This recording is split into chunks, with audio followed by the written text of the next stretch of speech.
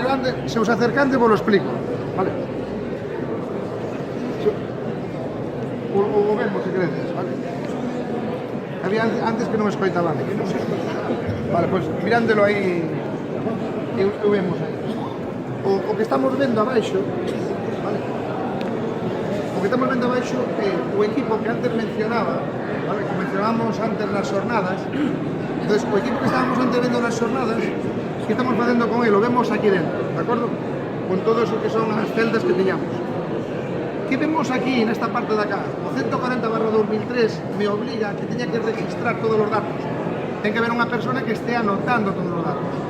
Que facemos co 140/2003? Nos están marcando todo ese tipo de gráficas que temos dentro porque aproveitamos para conocer moito mellor como está funcionando. Vamos a meterlo con calma todos. Cuando se queda o equipo sin agua, vale? Que fai? Marca un pico de agua quente, entonces sube para arriba, porque leva unha sonda que o que marca a temperatura en alto. Que é o pico que mirades aquí arriba, que é ese pico que fai para arriba. Cuando miramos estas ondas que miramos aquí, son as variantes nun ciclo normal do pH.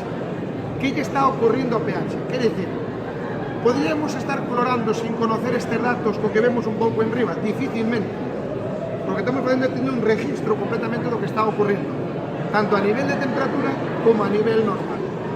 Aquí vemos unha cloración e vemos as bolsas de cloro. Estamos vendo que non hai ducha e os cloros todos están facendo picos dentro de serra. Non é o que estemos contando xa, senón que realmente xa ven sendo a realidade do que está ocurrindo. E ese zigzag que estamos vendo aí son os picos que se están generando, de acordo? Isto, se non houbera un registro, sería imposible de velo, de acordo? Justamente co registro, que este que temos aí no medio, nos vale como prueba para a sanidade e ao mesmo tempo todo iso se registra na página web. Que se fai con todo isto? Se volca sobre a página web e toda esa información se atende en directo a todos os socios de Coxapo que utilicen o sistema, de acordo? O cual, o abaratamento de mantenimientos é moito máis alto que o control continuo do que teñamos ali que facer. Entonces, todo un pouco esta gráfica é a que podendes ver que dentro do programa de Coxapo Soft, dentro das líneas de, chamémosle, conocimiento sobre a agua, utilizamos isto como unha línea innovadora, porque a través del tamén fomos capaces de conocer tanto as líneas de contaminación como as líneas de necesidade, vale? E entonces, pois aí tendes realmente o equipo que logo podemos abrirlo e verlo todos como vai, como está todo o demais. Pois era un pouco o apartado que estábamos en este rincón de aquí, que se escoitaba un poquinho mal, pois ese apartado de innovación, se todo iso que temos aí. No, vamos a ver, este aparato non é que haixa obligación de colocalo, senón que dentro dos equipos que hai que colocar, aquí tendes un equipo que vos vai a solucionar os problemas que vos veñen no futuro, porque os problemas que veñen no futuro en función do 140 están realmente aí, vale? Este vai no depósito, sempre. Sí.